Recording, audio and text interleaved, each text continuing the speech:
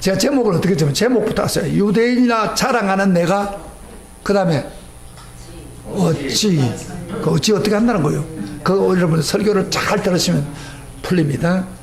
따라합시다. 유대인이나 자랑하는 내가 어찌.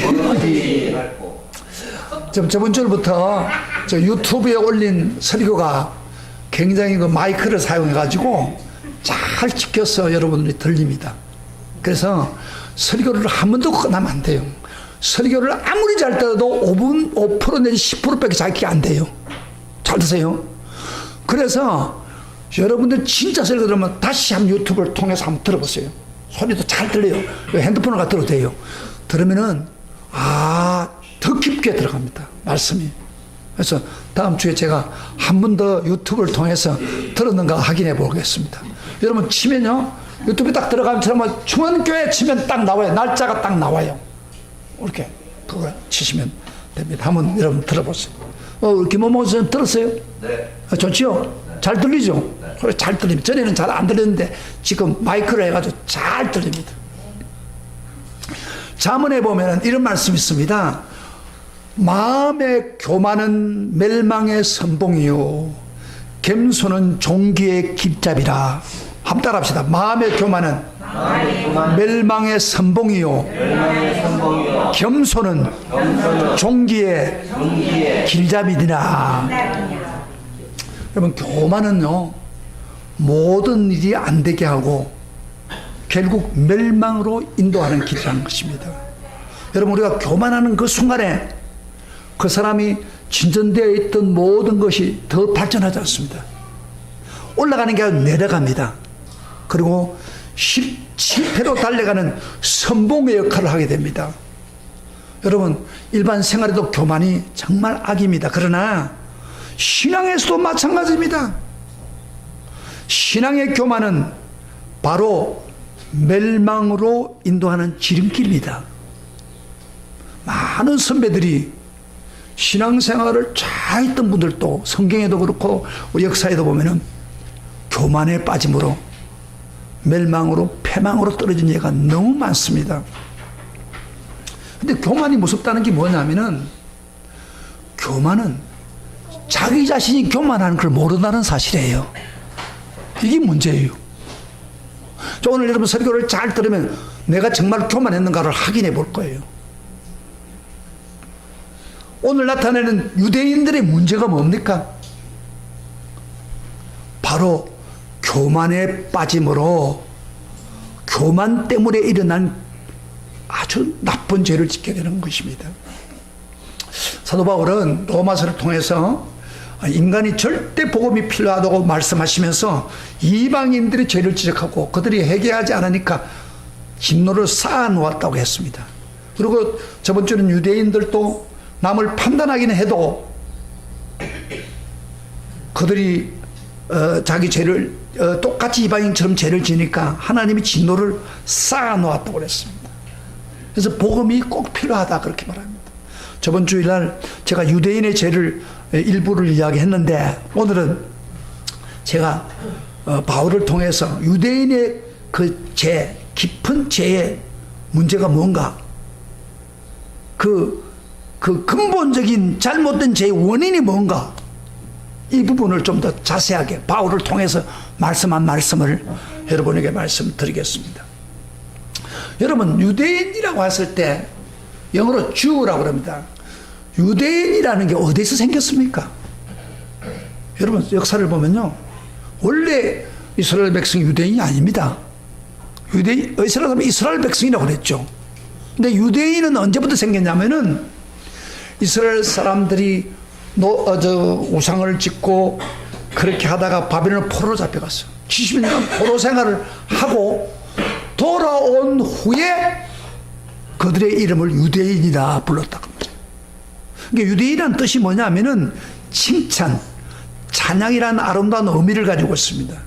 사실 그 이름 뜻대로 유대인들은 세계에서 가장 자랑스럽고 칭찬받는 혈통을 가진 민족이라고 할 수 있습니다.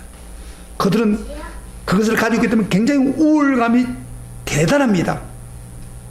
그래서 자기 민족이 너무너무 우울감이 강하다 보니까 이방 민족을 보고 이렇게 생각했습니다.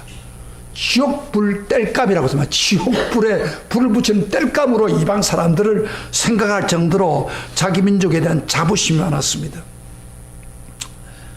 실제로요, 하나님께서 많은 민족 중에서 유대 민족을 선택해서 거기서 누가 태어나게 합니까?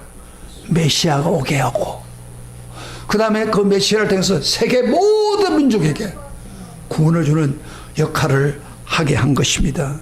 그렇기 때문에 유대인들은 정말 대단합니다. 그분들은 정말 커다란 긍지와 자부심을 가질 만도 합니다. 그런데 이런 축복을 받는 민족이 이런 우울감이 너무 지나친 나머지 교만해가지고 잘못된 길로 들어서게 됩니다. 그래서 오늘 본문에도요, 이방인들보다도 더 악한 죄를 짓고 있다고 지적을 하고 있습니다. 성경에는. 여러분, 이 시간 유대인의 근본적인 죄가 무엇입니까? 왜 그들이 하나님의 무서운 죄인이 되었는가를 좀 살펴보기를 원합니다. 여러분, 오늘 말씀을 통해서 우리 자신을 한번 발견해 보시는 그런 시간이 되시기를 축복합니다. 아멘. 자, 유대인들 어떤 자부심을 갖는데 17절부터 20절까지 한번 보겠습니다.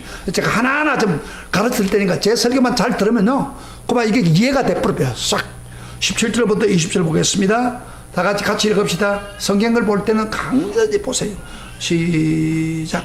유대인들 불린 내가 율법을 의지하여 하나님을 자랑하며 율법의 교훈을 받아 하나님 뜻을 알고 지극히 선한 것을 분간하며 맹인의 길을 인도하는 자요 어둠에 있는 자의 빛이요 율법에 있는 지식과 진리의 모본을 가진 자로서 어리석은 자의 교사요 어린아이의 성생이라고 스스로 믿으니.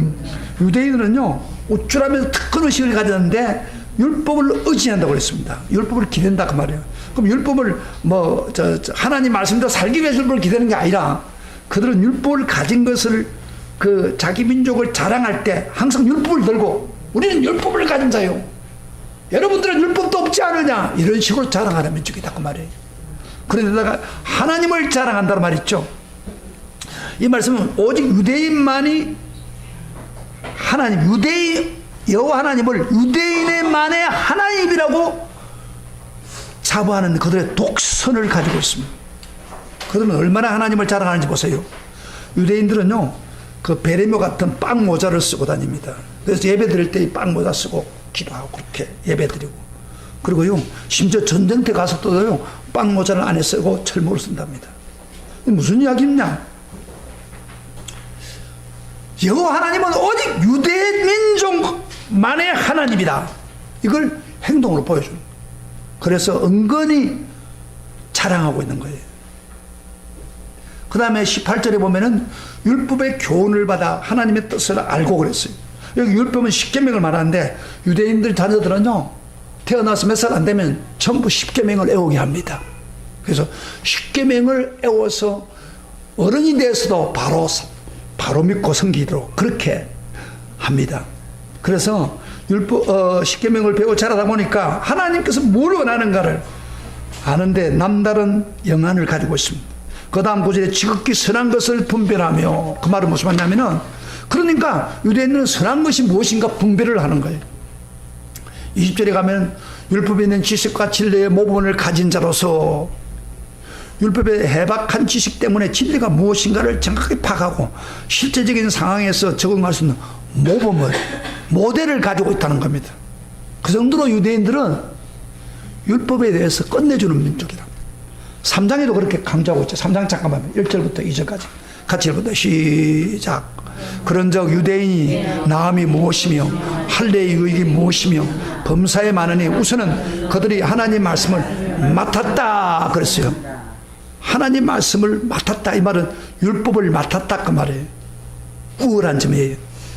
그래서 굉장히 유대인들 율법을 가지고 있다는 것이 굉장히 특권 중에 하나입니다. 그런데 이 특권들이 점차 자기 교만에 빠지는 함정이 되었다는 사실입니다. 그래서 19절 보세요. 19절 또 다시 2장 19절 제가 좀 설교를 빨리빨리 하겠습니다. 왜냐하면 이게 설명할 게 너무 많아요. 빨리빨리 따라오겠습니다. 19절 시작. 맹인의 길을 인도하는 자요, 어둠에 있는 자의 빛이요, 그 다음에 좀 넘어가서 어리석은 자의 교사요, 어린 나이의 선생이라 스스로 믿으니. 여기 보세요. 맹인, 어둠에 있는 자, 어리석은 자, 어린 아이, 이렇게 동일한 걸 하는데 전부 동일한 의미입니다. 이건 누굴 이야기하냐면 이방 사람들을 깔보고 하는 말 이야기예요. 그러면서 자기들은 율법을 가진 사람이니까 성생으로 믿고 자처한다. 여러분, 이방인을 가르쳐야겠다고 하는 것은 나쁜 건 아니죠. 율법으로 내가. 그러나 그들의 문제가 뭡니까? 이방인들에게 가르치는 성경이라고 한다면은 율법을 성경으로 자처하는데 그들의 문제는 남을 가르치기를 원하면서도 자기부터 먼저 말씀을 듣고 순종하고 살아야 되는데 그들은 그렇지 않았다는 거예요. 이게 핵심이에요. 21절 봅시다. 다 같이 시작. 그러면은 다른 사람을 가르치는 내가 내 자신을 가르치지 아니하느냐. 날카로운 책망입니다. 바울은요, 그들을 하면서 너 가르치면서 너 자신은 왜 가르치지 않아 하면서 구체적인 예를 듭니다. 자, 그 다음으로 도둑질 하지 말라 선포하는 내가 도둑질 하느냐. 여러분, 선포한다는 말은 소리를 지르는 거예요. 여러분들 제일 8계명 10계명 8계명 도둑질 하지 마세요 선포하면서 그들은요 실제로 겁없이 남의 물건을 도둑질합니다.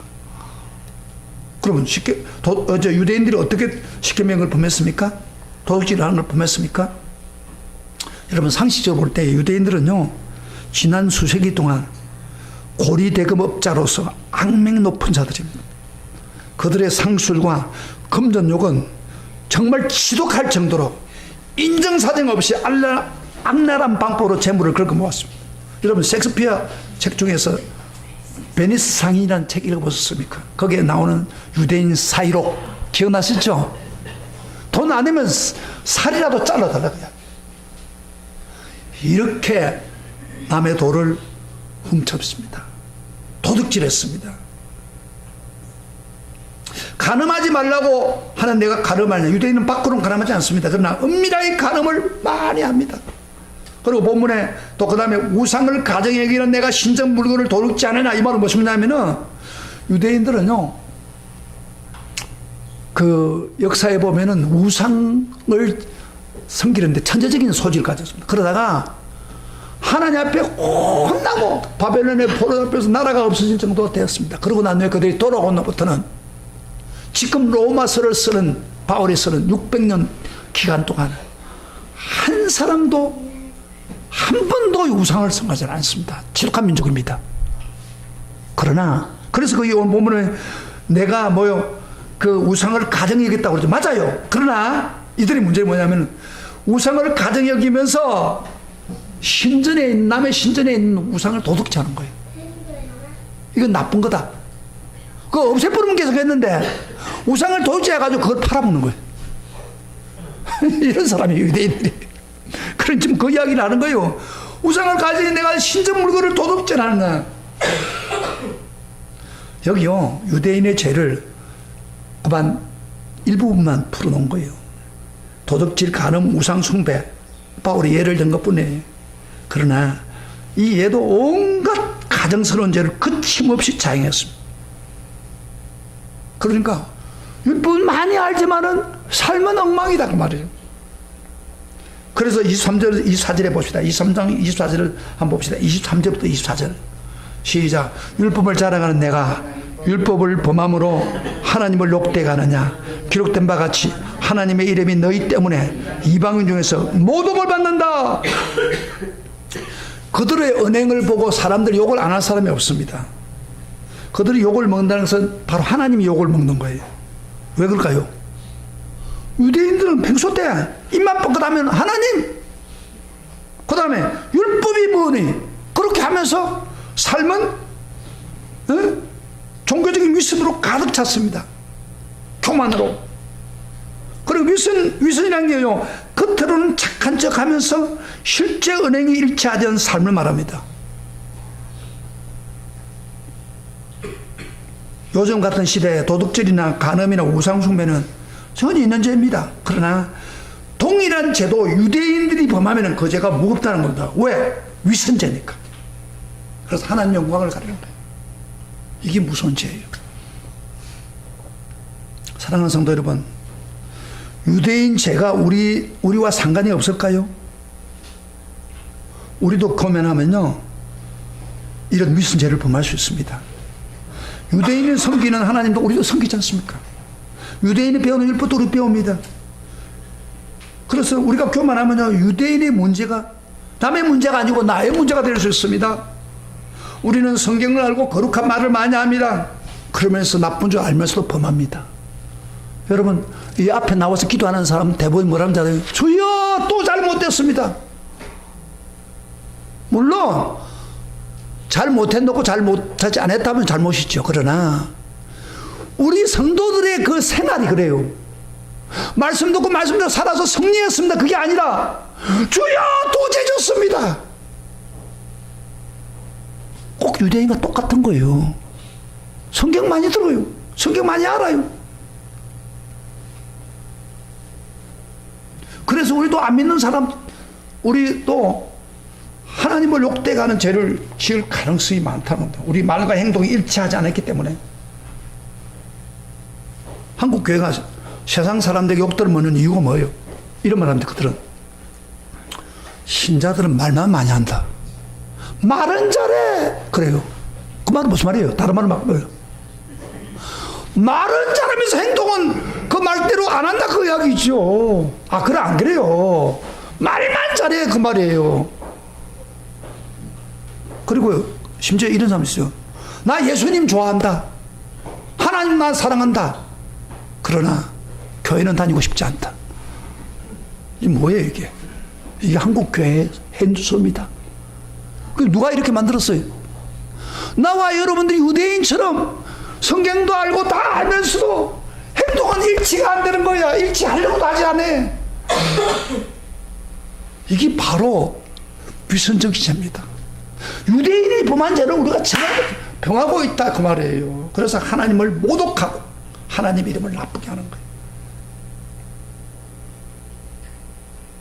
우리 생각도 유대인은 그랬지. 나도 하나님 모르면 알잖아요. 율법 알잖아요. 성경을 더 많이 알 수도 있어요. 그러나 내 삶은 어떻냐? 마태복음 한번 성경 찾아보세요. 마태복음 7장 21절부터 23절, 아주 유명한, 아주 엄숙한 말씀입니다.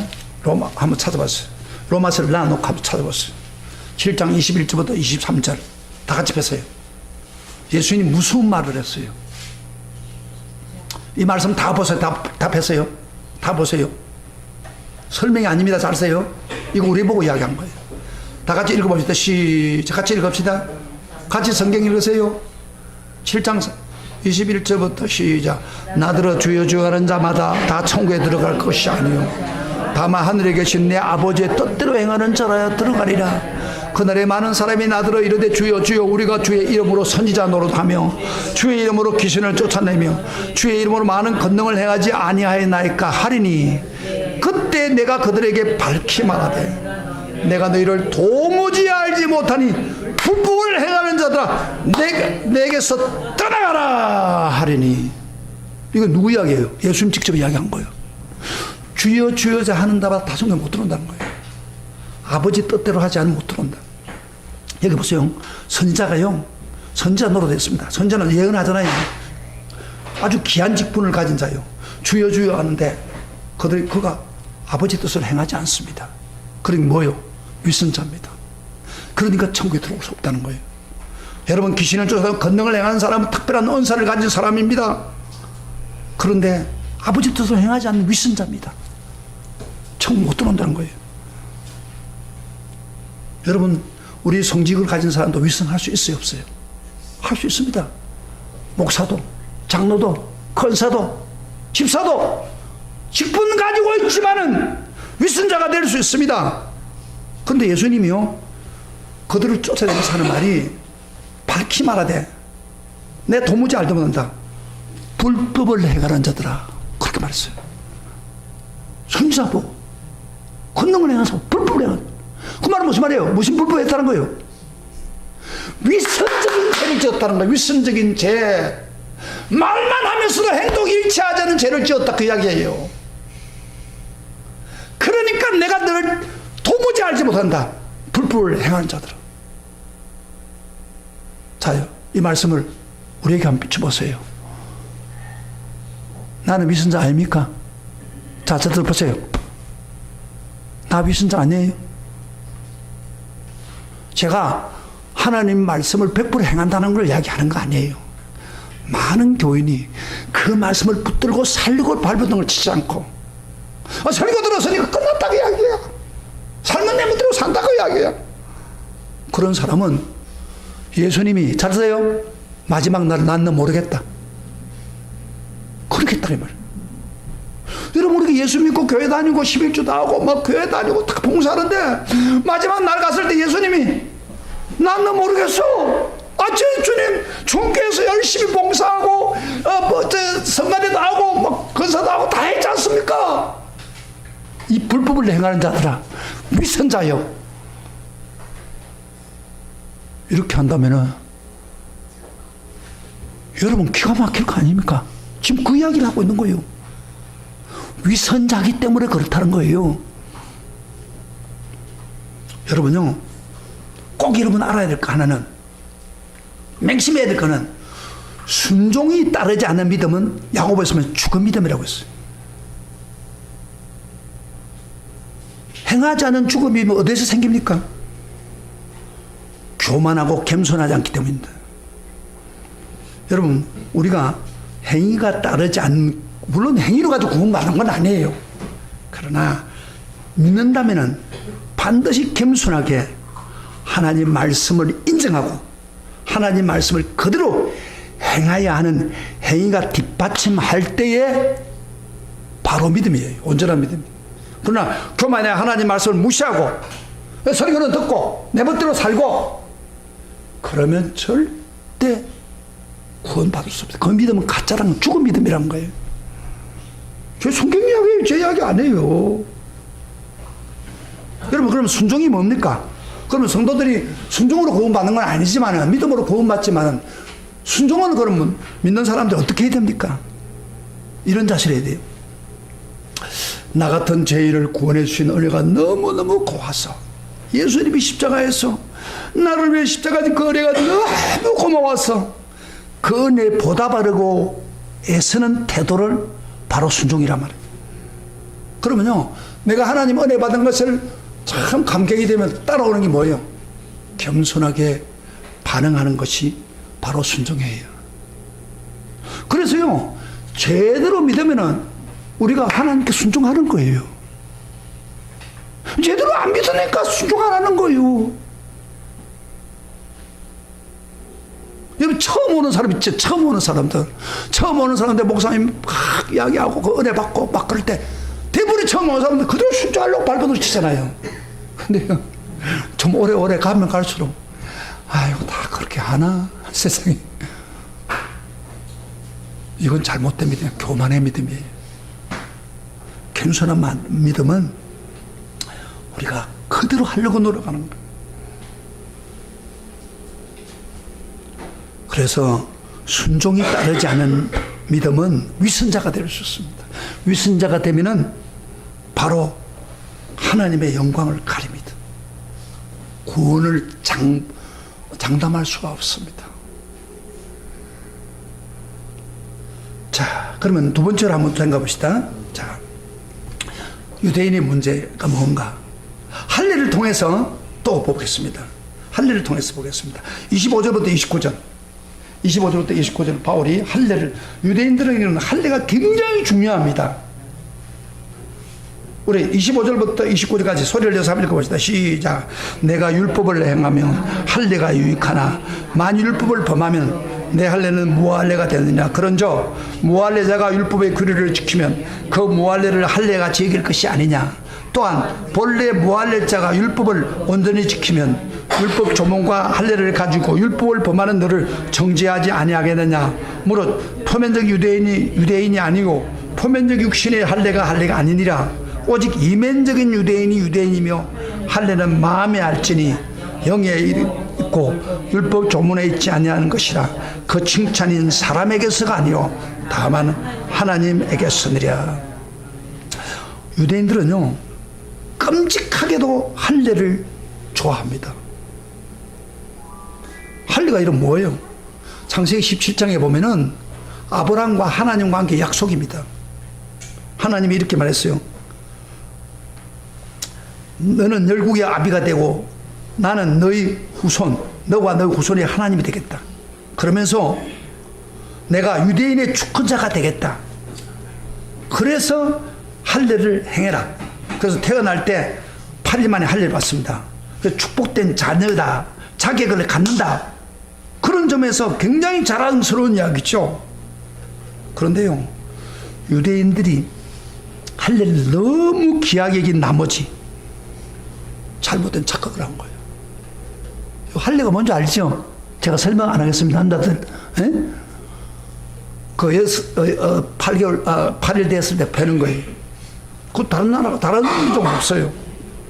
그런데 할례를 너무 자기 민족만 맞는 귀한 것을 여기다 보니까 잘못된 착각에 빠졌는데, 그게 뭐냐면은, 잘 들어요. 여러분 이거 아세요? 할례를 받으면 자동적으로 구원받는 것처럼 오해했던 겁니다. 그래서 할례를 구원의 수단으로 간주했습니다. 그래서 그들 책에 보면 이런 이야기 있어요. 잘 보세요. 유대인들은 하나님 앞에서 개인 자격으로 심판을 받지 않는다. 국가적으로 민족적으로 구원의 약속을 받았기 때문에 개인은 자동적으로 구원에 포함된다.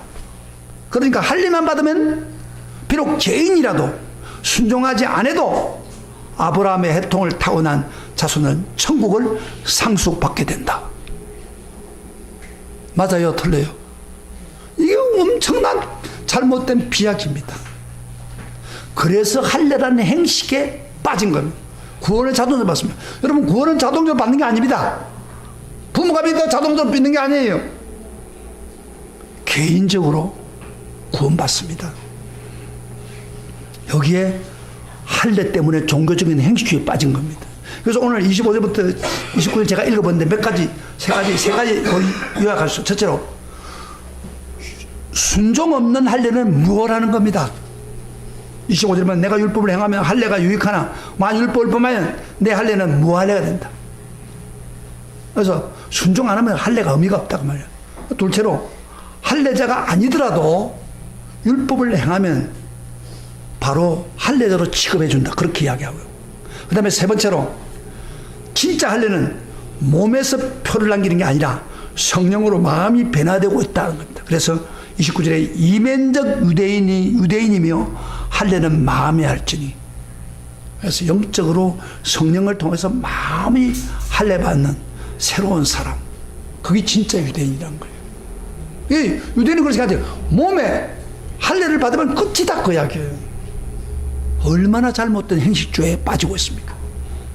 잘 보세요. 여러분, 할례 받는 사람은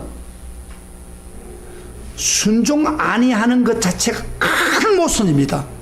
할례는 하나님의 언약에 동참 표시일 뿐 아니라 하나님을 주권자로 섬긴다는 약속이에요.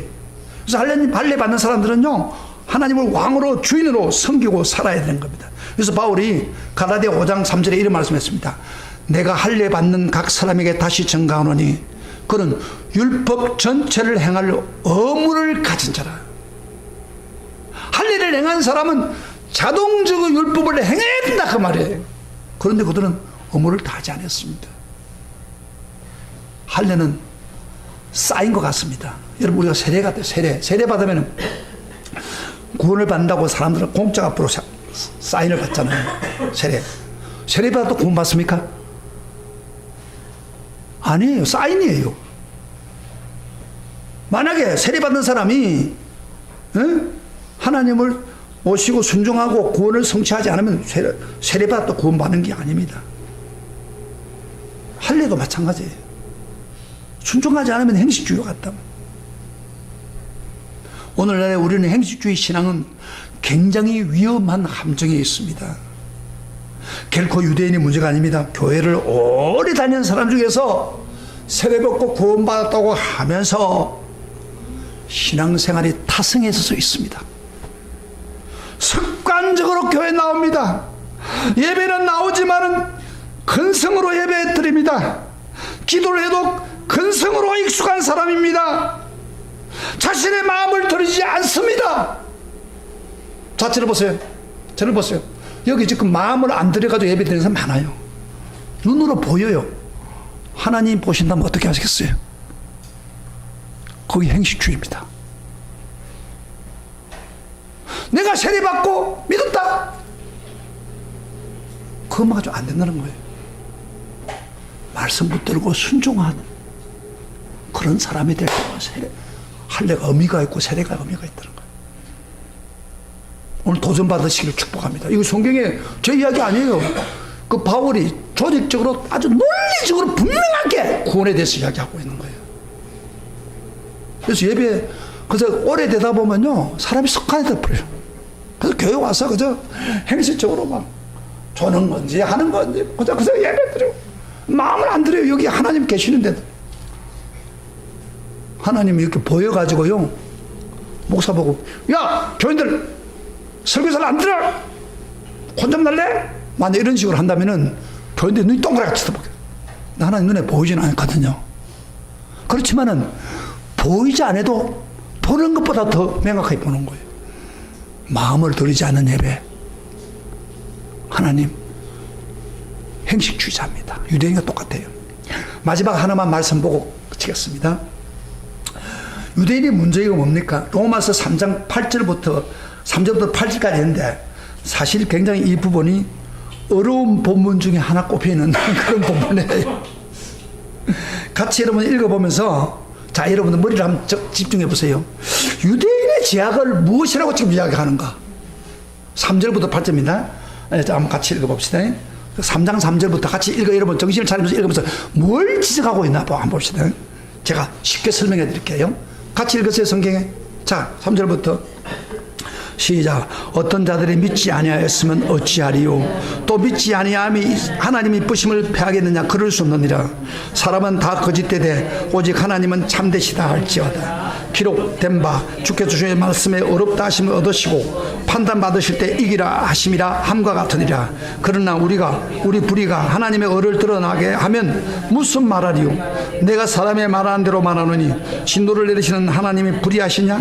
결코 그렇지 아니하니라. 만일 그리하면 하나님께서 어찌 세상을 심판하시리요? 그러나 나의 거짓말로 하나님의 참되심이 더 풍성하여 그의 영광이 되었다면 어찌 내가 죄인처럼 심판을 받으리요? 또는 그러면 선을 이루기 위해서 악을 행하자 하지 않겠느냐? 어떤 일은 이렇게 비방하여 우리가 이런 말을 한다고 하니 그들은 정죄받는 것이 마땅하니라. 자, 무슨 말이에요? 아마 이 성경을 읽으면은 오래 믿어도 헷갈리는 거예요. 자, 설명해 드릴게요. 잘 설명해 드릴게요. 이 말씀은 유대인의 궤변을 예상해가지고 기록했기 때문에 굉장히 이해가 어렵습니다. 앞에서 본 것처럼 바울은요, 유대인들 교만, 위선과 행식주의에 대해서 혹독하게 비판했습니다. 그러고 난 후에 바울은 예상을 하기를 유대인이 틀림없이 바울의 말씀을 듣고 가만히 있지 않을 것이다. 예상한 거예요.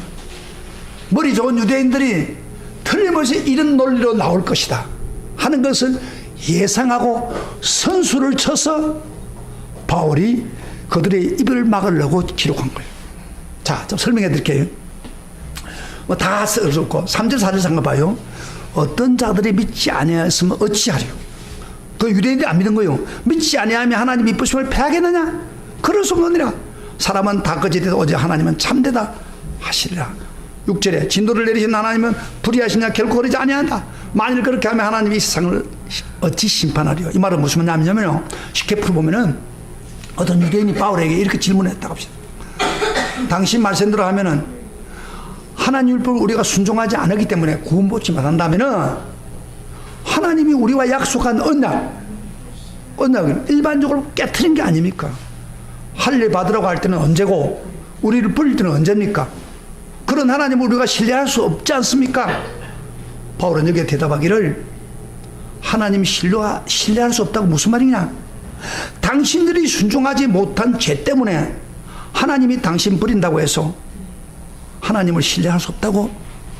오히려 당신들이 죄를 범하니까 하나님의 신뢰는 바로 당신들을 버리는 것이 하나님의 신뢰를 드러내는 좋은 증거고요. 그 말이에요. 죄를 적당히 봐주는 하나님 믿을 수 있겠어? 하나님은 항상 어려우시오. 당신들이 죄를 짓든 아니든 상관없습니다. 하나님은 어렵지 않으면 어떻게 세상을 심판하겠소? 지금 그렇게 대답하는 거예요. 이해가 됩니까? 좀 이해가 돼. 그 말이에요. 그 다음에 두 번째로 그 다음부터는 두 번째 또 한 가지 유대인이 질문을 다 합니다. 7절 8절 다 같이 시작. 그러나 나의 거짓말로 하나님의 참되심이 더 풍성하여 그 영광이 되었다면 어찌 내가 죄인처럼 심판을 받으리요? 또한 그러면 선을 이루기 위해서 악을 행하지 않겠느냐? 어떤 이들이 이렇게 비방하여 우리가 이런 말을 한다고 하니 그들의 정죄받는 것이 마땅하도다. 유대인들이 이렇게 말합니다. 두 번째 질문은 유대인 조소, 당신의 말을 들으니까 우리 불순종은 하나님의 의를 드러내는 계기가 되었다면, 그렇다면은 하나님 앞에서 잘된 거 아니에요? 근데 왜 우리를 향해 진노를 하는 거예요? 우리가 죄를 지으면 지을수록 하나님 더 어렵게 볼 거 아니에요? 그런데 우리를 죄인 취급하는데 말도 안 되는 소리요. 우리에게 공로상을 주어야 하지 않겠어? 가룟 유다 예를 듭니다. 가룟 유다가 예수 팔았으니까 십자가에서 우리를 왜 죽었지 않느냐, 그런 이야기예요 지금. 그러니까 바울이 그들의 궤변을 들어놓은 당신들이야말로 하나님의 정죄를 받아야 마땅하는 거야. 그들의 대답을 가상으로 생각하고 지금 바울이 정확하게 그들의 잘못을 이야기하는 것입니다. 끄라고 하는데 왜 안 끊어? 지금 콧물을 질질 흘리는 사람도 많잖아. 자, 그러면은 바울이 당시의 유대인들의 잘못을 어떤 점을 지적하고 있는 거예요 지금? 그들은요, 지적해도 조금도 그것을 인정하지 않은 사실을 지금 말하고 있는 거예요. 가상을 하면서도. 그들은 자기 민족들이 특별히 선택했기 때문에 자기들의 잘못은 하나님께 있다는 식으로 논리를 팹니다. 그래서 바울이 교만으로 위선에 빠지고 율법에 순종하지 않고 할례를 통해 형식주의의 신앙을 정확하게 꿰뚫고 지적해도 그들은 회개할 생각도 하지 않고 영악하기도 자기 죄를 합리화시켜서 정당화하는 유대인을 보여주고 있습니다. 여러분, 교만은요 자기 죄를 못 보게 합니다. 그리고 자기 죄를 정당화하는 무서운 사실이라는 겁니다. 유대인들이 아무리 바울이 강하게 이야기해도 그들은 이 말씀을 듣고 깨닫지 못하는 거예요. 그래서 오늘 이 설교를 들으면서 이게 나도 유대인처럼 위선에 가득 찰 수 있고 나도 유대인처럼 행식주의가 될 수 있구나 하는 것을 깊이 깨닫는 사람은요 새로운 변화가 일어날 수 있습니다. 그러나 목사가 아무리 큰 소리 치고 성경을 끌어내가지고 설명해도 그건 나하고 상관이 없어, 이런 사람이 교만한 사람이라고 말해요. 좀 힘든데 어떤 놈 다 신앙적으로 성경대로 사는 사람 어디서 합리화시켜.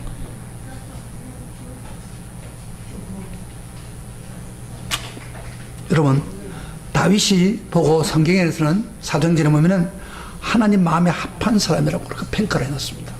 그렇죠? 마음에 합한 사람. 그러면 다윗이 어떤 점을 보고 하나님이 마음에 합한 사람이었을까? 저는 결정적인 이유가 여기 있다고 합니다. 다윗이 남의 아내를 빼앗아가지고 간음죄를 지었습니다. 그리고 그걸 숨기 위해서 남편을 죽이고 무슨 살인죄를 지었습니다. 그때 나단 선지자가 찾아와가지고 하나님 말씀을 정했습니다. 죄를 지적했습니다. 그럴 때 다윗이 두 가지 반응을 할 수 있습니다. 하나는 교만의 반응을 할 수 있습니다. 내가 누구야? 내가 뭐야? 내 왕한테 버릇없이 하면서 그를 죽여버릴 수도 있어요.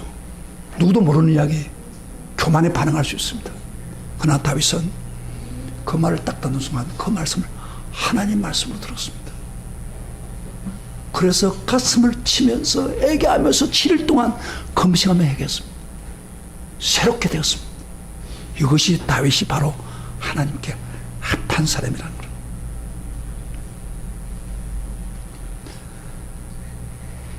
여러분, 나단 선자를 통해 주신 하나님 말씀은 지금도 목사를 통해서, 설교를 통해서 여러분이 말씀하고 있습니다.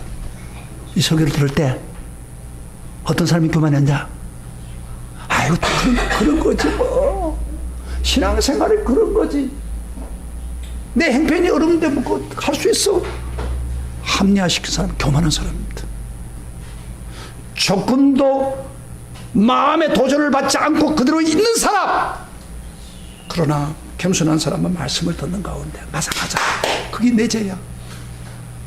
회개하고 돌이킬 때 새로운 사람이 되는 겁니다. 그래서 여러분 어떤 사람입니까? 겸손하게 내 죄를 해하고 변화시키는 자입니까? 아니면 자기를 합리화시키는 사람입니까? 교만은 패망의 선봉이요, 겸손은 종교의 앞잡이니라. 정말 유대인들은 교만하기 때문에 패망하는 겁니다. 저는 그 뒷부분, 겸손은 종교의 앞잡이라는 것을 제가 체험했습니다. 어제 밤에 제가 이제 설교를 다 끝내놓고 텔레비를 보고 있었습니다. 텔레비를 딱 보는데 갑작스레 눈이 부여서면서 이 텔레비에 나오는 화면들이 막 찌그러지는 거예요. 밤인데. 지금 그런 적 한 번도 없어요. 갑작스럽게. 그래 이상하다 해가지고 화장실 가서 물을 이렇게 해봐도, 그걸 봐도 마찬가지예요. 겁이 나는 거예요. 그게 갑자기 눈이 그러니까. 그래서 내가 이제 더 텔레비도 못 보고 누웠어요. 누워가지고 생각나는 거예요. 제일 걱정이 오늘 설교 걱정이에요. 만약에 일어났는데 그렇게 되면 이 설교 어떻게 합니까? 그러면 또 우리 다음 주에 여행 가려고 계획을 해놨는데 내가 운전을 해야 되는데 아무것도 못하는 거야. 그럼 목회는 앞으로 어떻게 하나? 그래서 내가 누워가지고 겸손하게 그의 나라와 그의 의를 구하라. 그래야 이 모든 것을 다 하리라 말씀하셨습니다. 주님, 말씀 붙잡고 겸손하게. 내 인간 별 수 없네요. 내가 눈이 나빠지고 좋은 거 내 마음대로 못하지 않습니까? 주님, 내가 목회를 마지막까지 잘하게 해주세요. 제가 귀가 좀 안 좋아서 지금 목회하기 좀 힘든데 눈까지 나빠지면 내가 어떻게 목회합니까? 나 어제 심각했어요. 누워가지고. 주님 불쌍히 받으라. 나머지 목회를 해야 되지 않겠습니까? 주님, 내 눈 이래가지고 아침에 일어났는데 계속 그렇다면 어떻게 되겠어요? 그 당시에 눈이 왼쪽 눈이 막 이상한 거예요. 그래서 하나님 앞에 그러면서 예수님 이름으로 모든 병은 떠날지어다 혼나서 막 계속 기도를 했습니다. 겸손하게. 그랬더니요, 종교의 앞잡이. 아침에 일어났는데 어떻게 됐을 것 같아요? 제가 얼마나 긴장을 했는지요. 물을 하면서 물도 잠그지도 않고 있더라고요. 나중에 화장실 가는데 물이 계속 흐르져 있어요. 얼마나 긴장을 했는지. 아침에 딱 일어났는데 어떻게 됐을까요? 기적이 일어났습니다. 하나님이 겸손하게 하니까, 없지 하니까 그날 밤에 일어났던 일이 싹 없어지고, 어떻게 됐는지는 잘 몰라요. 하나님께 의지하니까. 교만은 패망의 선봉이요, 겸손은 종기의 앞잡이니라. 할렐루야. 사랑하신 성도 여러분, 나도 유대인처럼 신앙생활 한다면서 교만한 위선자가 될 수 있습니다. 나도 형식적인 신앙이 될 수 있습니다. 나도 유대인처럼 합리화시킬 수 있습니다. 이걸 인식하세요. 주님, 유대인처럼 되지 않도록 도와주세요. 어차피 하나님 믿는 거 겸손하게 하나님 말씀으로 받아들이기를 축복합니다. 축복합니다. 우리 다 같이 일어나서서 찬송 부르면서